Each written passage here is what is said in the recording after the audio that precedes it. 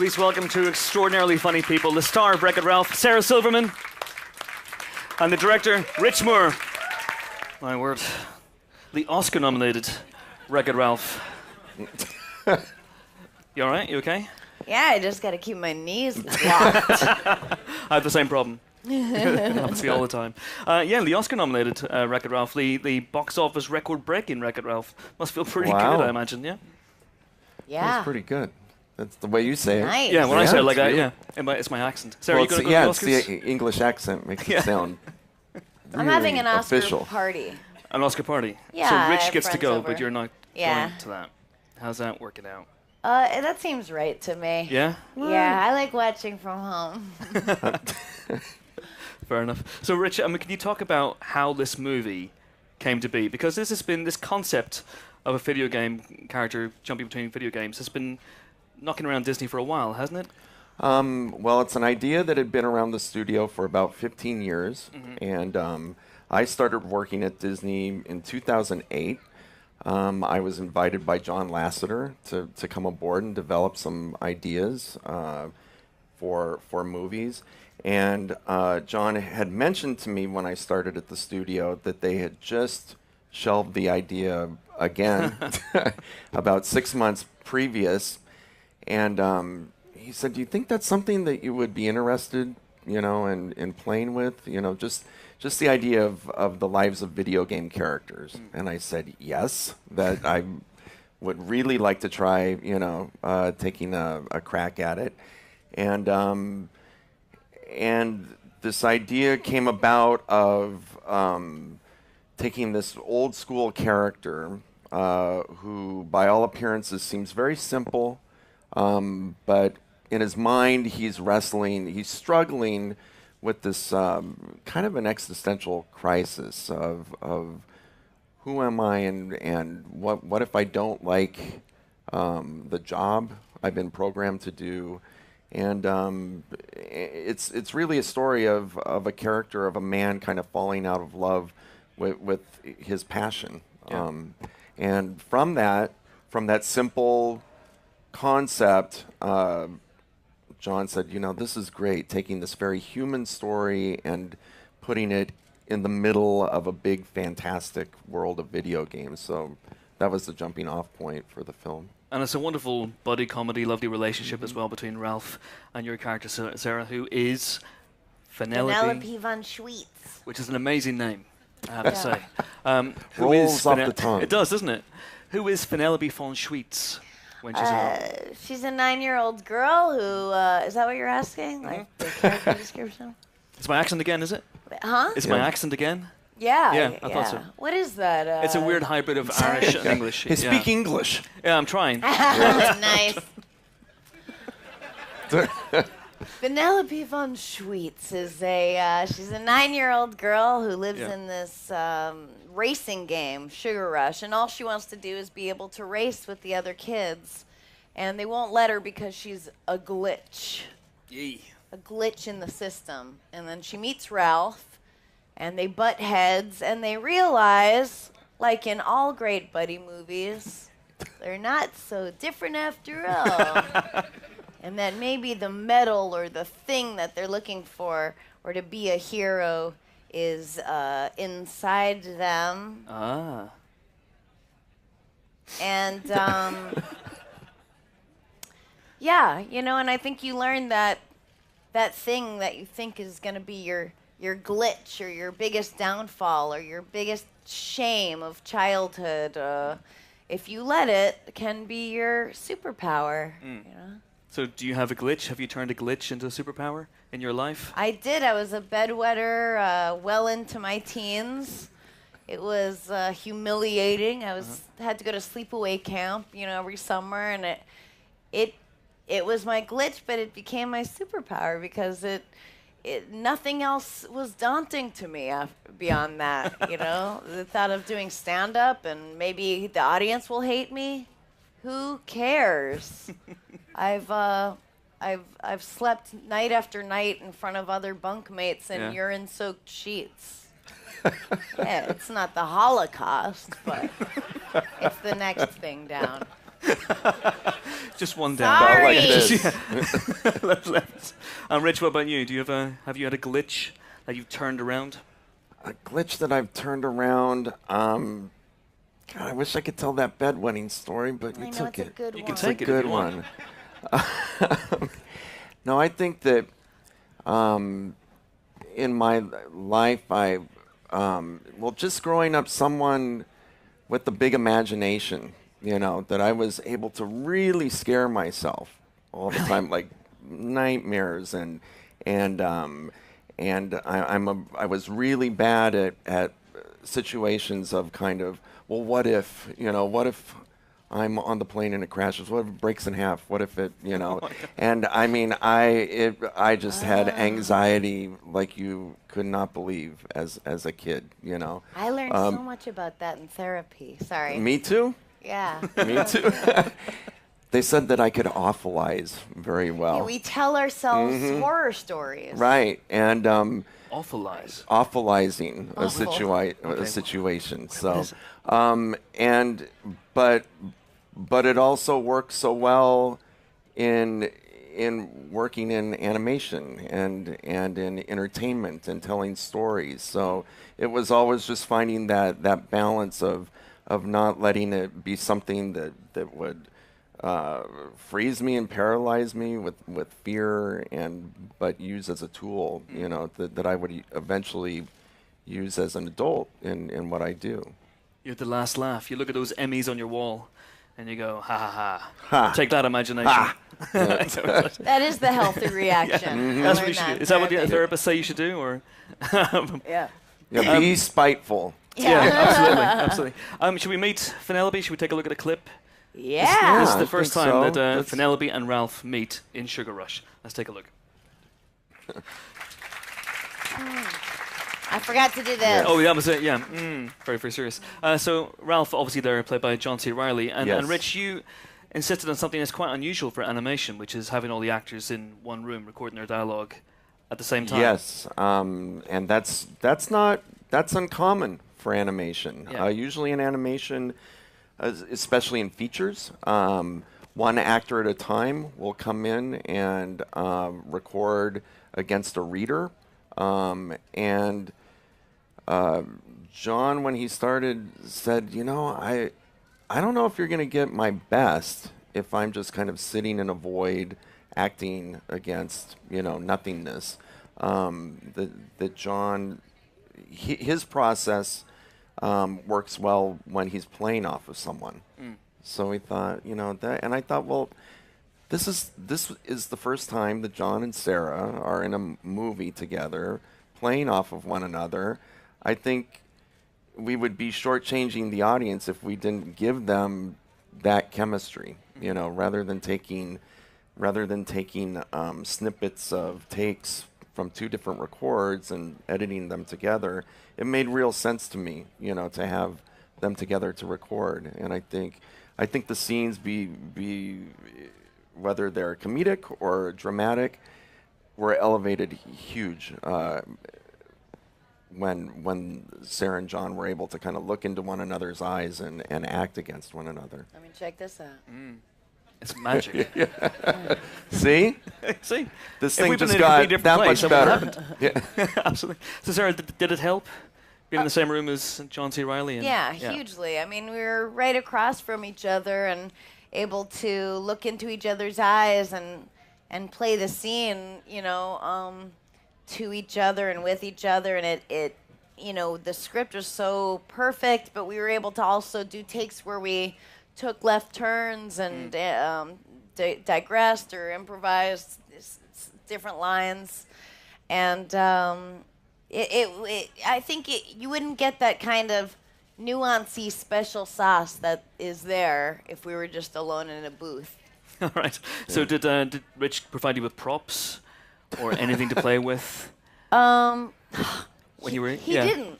No, He and didn't. that's my fault. I'm just gonna say that. And I apologize for that. I'm a I'm truth sorry. teller. That's a disgrace. Yeah, but I he did apologize. provide a lot of cut and sliced fruit, bagels and schmears, Very good. Very good. Yep. and tea. And so how many of you were in the booth at any one given time? It was really always two, because most scenes are with two. You know, it was like John with me, or John with Jack, or John with Jane, or Jack and Jane. You know what I mean? So it was. We didn't have a lot of scenes that were all of us together, and the ones that are the kind of more action-packed scenes. You know. Okay. But you know, and in other movies, they have all these casts, and they all have different schedules, so they go alone in a booth, and it doesn't behoove it as much. But you know, we're pretty. We don't have a lot going on, so we were able to. Rich, did you take that because you worked on The Simpsons? You directed. This man has directed some of the most classic episodes of The Simpsons, Marge versus a Monorail, to name but one. And did you take that from The Simpsons? Do the actors in that show record together? They do. They record mostly together. So, and I think that a lot of that good chemistry, the comedic chemistry, comes from the actors working together. So it's more of a feature animation method of just doing one at a time. So it's definitely something that I was used to, having several people together at once. Okay. But whenever you're in the booth, are there visual cues? I mean, did you know what Penelope looked like before you started the film? Just have an idea? There were sketches, there were drawings, there were pictures. There was an evolution, you know, of it over time. And you know. and as we got later into the production, we would start a lot by looking at footage from other scenes. You know, I would just catch these guys up on where we were in the production. So we would watch animated scenes sometimes. So it was always good just to kind of get everyone, cool. you know, into the mindset of, you know, what the movie was like. So did you keep calling the actors back in as the production progressed? Calling them back in? Yeah, to re-record scenes or to add new stuff? Yeah, we were recording pretty late into the production. So are you done now? Is this... No, we still have a few more scenes to do. Back here afterwards. Yeah, we wanted to borrow the back room. And it's available. Yeah. No one's in there at the moment. We needed some running breaths. Yeah, some exertions. Sarah, where did the inspiration for Penelope come from? Did you base it on anyone or anything that you... Her voice? Her voice, just her voice, her personality, the whole caboodle. Well, it was in the script, you know, it's like she is so scrappy, and I feel like I know that kid, or that's kind of a inner childish baby I totally forgot to have kind of person that I feel like should have been in my life, or in some way is. And I really I felt like I completely understood her to be an actor talking about a character in first, second, third person. All right, sorry. It's all good. I just took a long nap. Let's take another look now. This is the just a little bit later on in the Ralph-Penelope relationship. This is another scene in Sugar Rush where a deal is made. Roll the clip, please. Thanks. So I take it for that scene, John was in there doing the whole thing. Yeah. Yeah. What was he smashing? You don't have a The giant... air. That's called acting, isn't it? Yeah. It's amazing. Rich, can you talk about how you came up with the worlds? Because there are 3 worlds in this movie. At one point there were 4. Is that correct? There were. There were 4. There were originally 4. So you got Sugar Rush. There was Fix It Felix Jr., the 8-bit game. There's Hero's Duty, which is the shooter, the more modern kind of shooter game. And Sugar Rush, the racer. Yep. And then we had one more world that kind of represented Ralph's bottom. After there's a difficult moment between Ralph and Penelope, and Ralph kind of leaves. He originally went to a world that was kind of half Sims, half Grand Theft Auto, that was called Extreme Easy Living 2. And it was this kind of amoral, lawless type of social gaming world that represented kind of rock bottom for Ralph. But there just wasn't enough time. Yeah. Sequel. So maybe.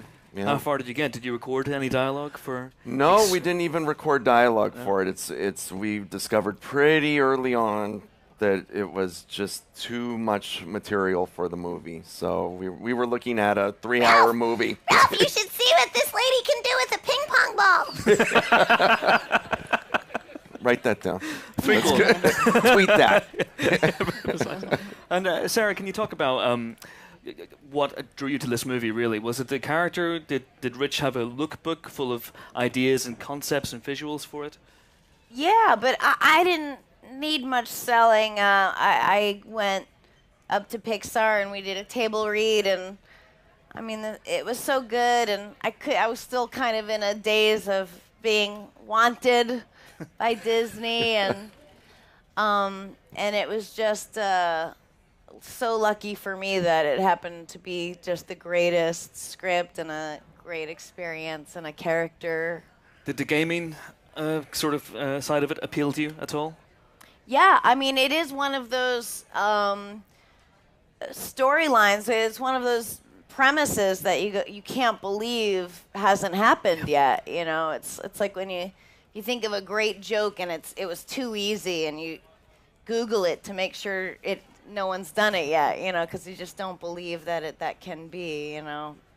You guys know, right? You're all comedians. Oh, yeah. It was a terrible example, but you can imagine. You know. When you're a surgeon and you're trying to do a tricky operation, you look it up, see whether it's been done before. Right. I can't believe they've never done an appendicitis before. I'm the first. It makes so much sense. Take it out. You know that appendicitis is the problem, not the surgery name. That's why he's not a surgeon. Don't correct him. He gets 100%. very upset. He Sorry, goes in a won't really do it dark again. place. That's the moment to you guys now. If you have any questions for Sarah and Rich, just raise your hands. And we have roving microphones going around. There's a gentleman right over here. Look at that eager beaver. That's crazy. You were the most bored-looking one of the crowd. I can't believe you have the first question. Yeah, I'll ask a You were question. almost sleeping. Why couldn't the lecture be more exciting? Probably just hoarding your energy. Serious question. Oh. Okay. Oops. Disney Studios banned the depiction of smoking in their films, which is great because it means that the kids aren't enticed into this killer addiction by watching their role models, etc. Now, have you any idea how that came about? And do you think all the filmmakers should be forced to do the same? So what was the questioning? What? Well, Disney banned smoking in any smoking. of their films, including live-action films or anything, right? Like anything Disney. Mm-hmm. And he says... Yeah. What do you think know of how that? came And about, do you yeah. think it should be across the board that movies should do that, right? To ban smoking in movies? Sure.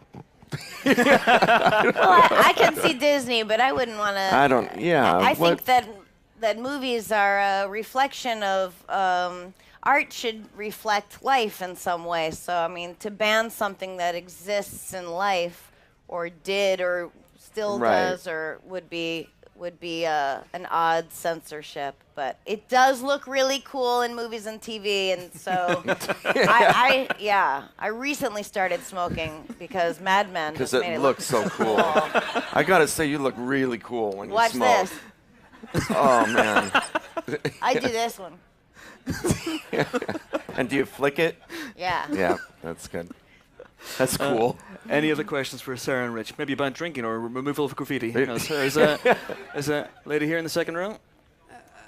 What's it like filming a game film about video games instead of just a normal cartoon type thing?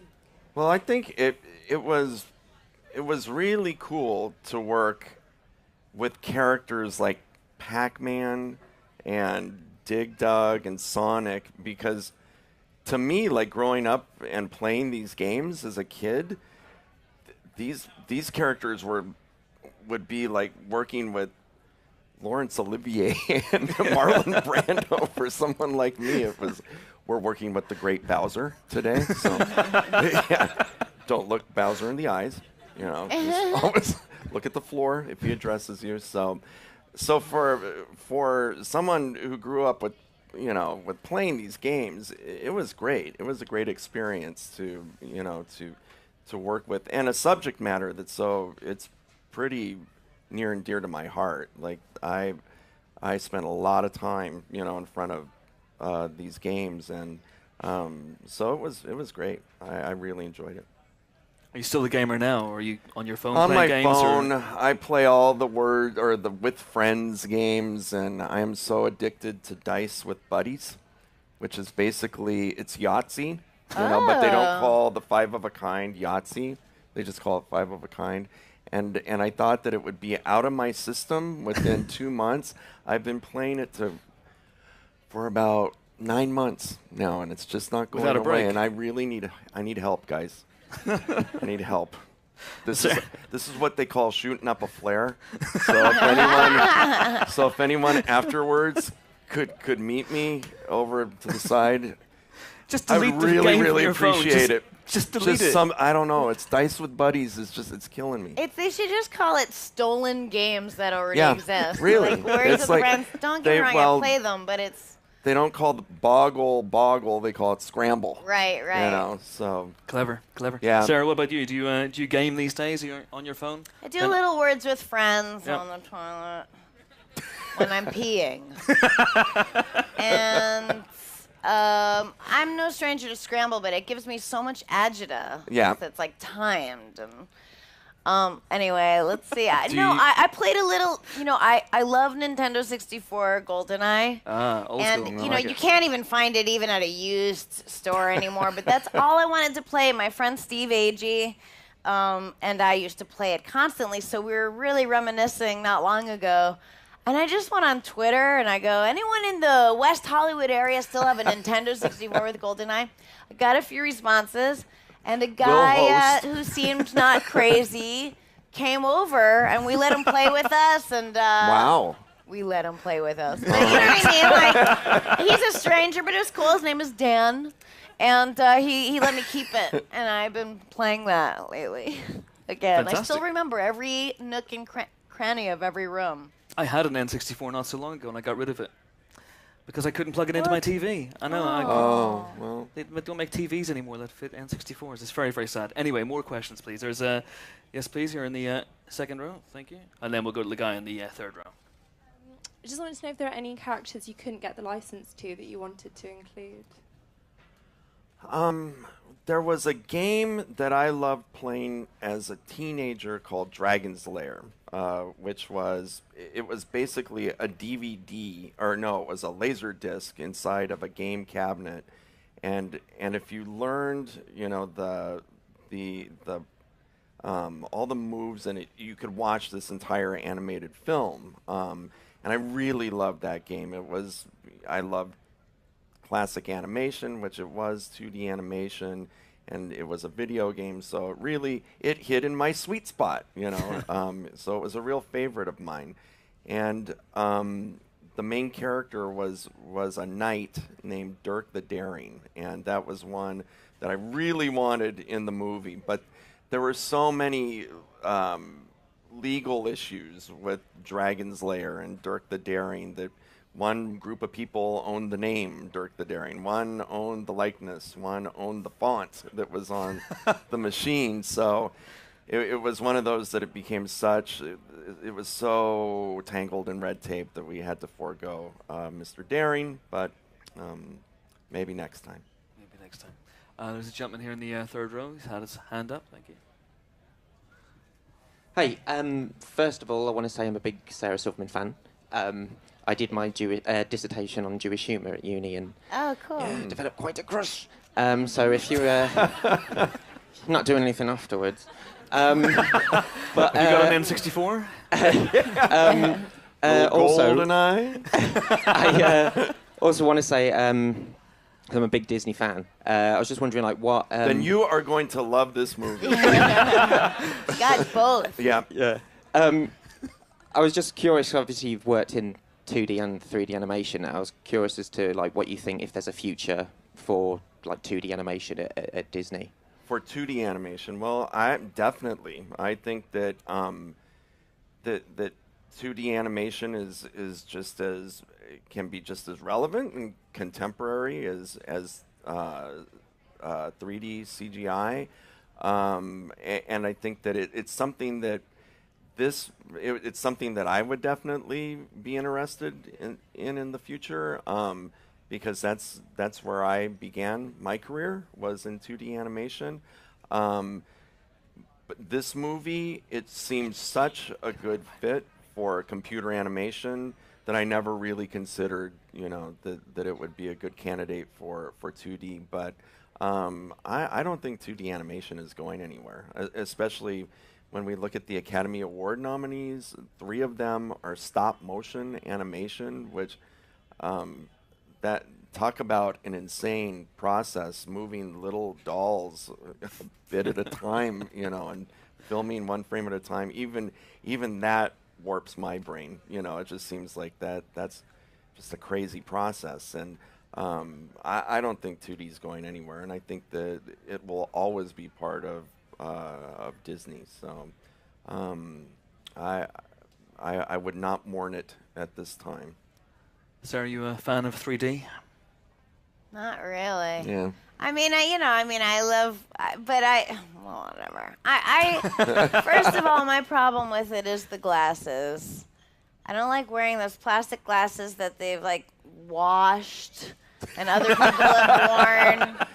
I feel like it's like wearing a bowling shoe on your face. I can't imagine the amount of fecal matter alone that is on every 3D pair of glasses. Just might contract a bad case of GoldenEye.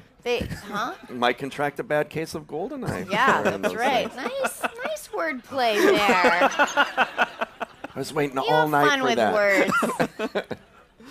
Fantastic. So no questions for... Amy. Amy's dying.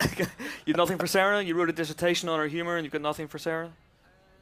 No pressure. No pressure? No, it's fine. let's hear it. Come on. Let's go. Quick. There's a microphone. There's a microphone. It's your one God. chance Speaking to to the talk to microphone, Sarah that's fine. Silverman. It's got to be What a to great say? question. Impress her. No pressure. Okay. Sagittarius. That was what I was going to ask, so that's all I need to know. Okay, fantastic. Thank you. There's a lady beside you, actually, who has a question as well. Look at that. I just wanted to know how you ended up getting the role in the first place and how the other actors came across their roles. And the other thing is how they look so much like their characters, especially Ralph. Well, how does anyone get a role in Hollywood? It's like And this so, weird, this 3D animated casting couch. Oh, I have to stop myself from saying so many things in this moment. Let's take a breath. They called me. They called my manager. I think Rich, because of Rich, wanted me. Can Definitely. you believe it? She was wanted. A wanted woman. No, as we developed the character of Vanellope, I always had Sarah in mind for the role because I was really inspired. I'm a huge fan, first of all, just like you, sir. I was really inspired by her autobiography, The Bedwetter, and especially the early parts of the book where she talked about herself as a little girl. And I would listen to, I had it on my iPod, which I purchased at an Apple store like this. I can't believe you listened to 20 hours of this nasal atrocity. It was good. No. You're hard on yourself. It was good stuff. And just the way that she described herself as naive but inappropriate as a little girl, and I thought that is a great character. And I think that from the beginning, I thought that Sarah playing that character in animation would be gold, I thought. So, and as far as designing the characters, I always loved The Wizard of Oz when I was a little kid, and I loved the way the Cowardly Lion and the Scarecrow and the Tin Man, that you could see the actors underneath the makeup, that they weren't wearing all these appliances where you lost the humanity of those performers. And I really wanted that in this film, because I think there's great things that John and Sarah and Jack and Jane do with their bodies and their faces that I really wanted to incorporate into the characters. I didn't want the characters to be caricatures of the actors, but really have some of their attributes. So just in watching that clip with making the deal, like I watch that and I see you and John in it so much, where it kind of transcends these guys and the designs, and it becomes this thing, this third party of these characters that feels so that feels so real to me. We've got time for 2 more questions. Yes, please. There's a microphone coming right round now. Yeah, hello. Thank you very much for amazing presentation. And I was just wondering, as there are different styles to each game, was it really hard? Was it a challenge to sort of come up with a style that would make them look like they're from the same world? Because like Sonic has such a different style to, for example, I don't know, Tekken or which other ones? Right. Yeah. Well, Right, like in Game Central Station, having all those worlds. And then how much Fix-It Felix Jr. looks different from Hero's Duty, and that was something that he just loves when I say Hero's Duty. He laughs. I just go.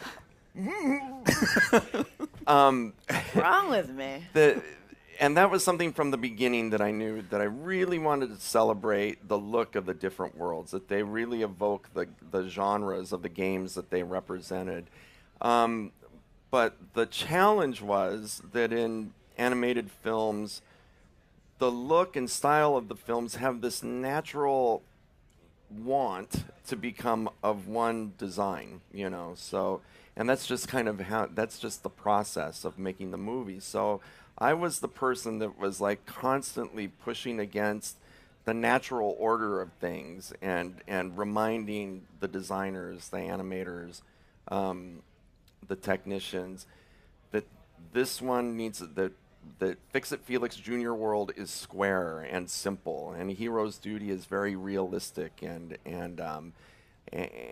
hostile, and Sugar Rush is round and playful and whimsical. And it was a concerted effort to really make those worlds look very different from one another. And I really credit the whole crew, the technicians and the creative crew, that really bought into the vision of the whole thing and fought with me to make it look so unique. Maybe time for one last question. Yes, please, right here. Make it good. Don't blow Yes, this. this is. Have you written a This is it, the big dissertation? one. No, I haven't. No. Oh well. Yeah. How did you feel when critics likened the movie to Toy Story and the Toy Story saga? I finally felt like a real human being. You know, finally had some validation. And take that, Mom and Dad. It felt pretty good, I thought. Yeah, I think it's amazing. I mean, who doesn't love Toy Story? And I think the thing that's similar, besides the obvious, which is they're both high concept movies. Mm-hmm. They're you know what I mean? And those can be the death of storytelling if that's what you're relying on.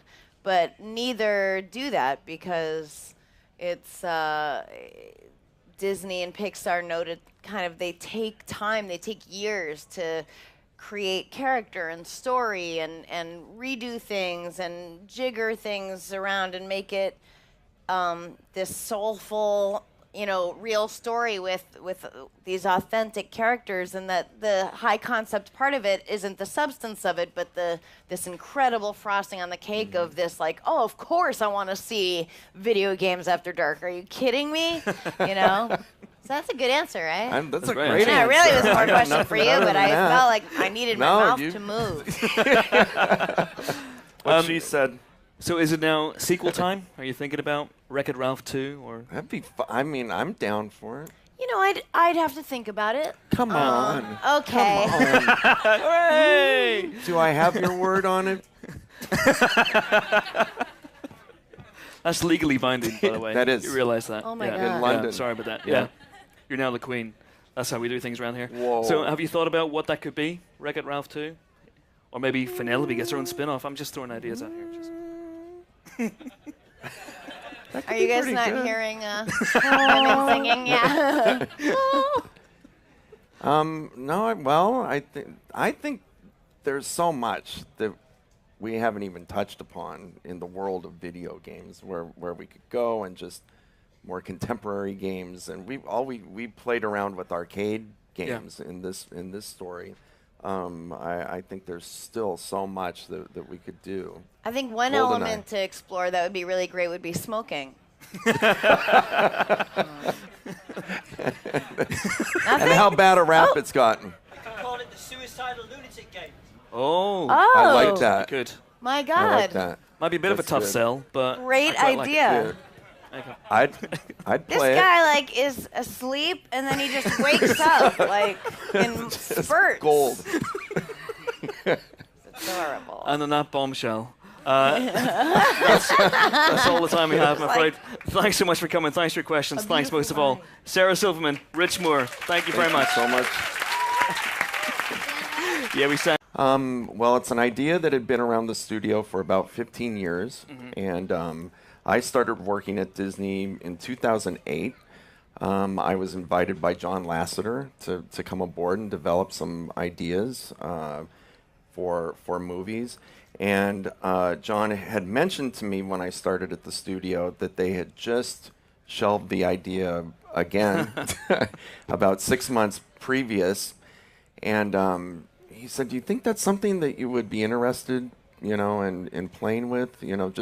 Just the idea of the lives of video game characters." And I said, yes, that I would really like to try, taking a crack at it.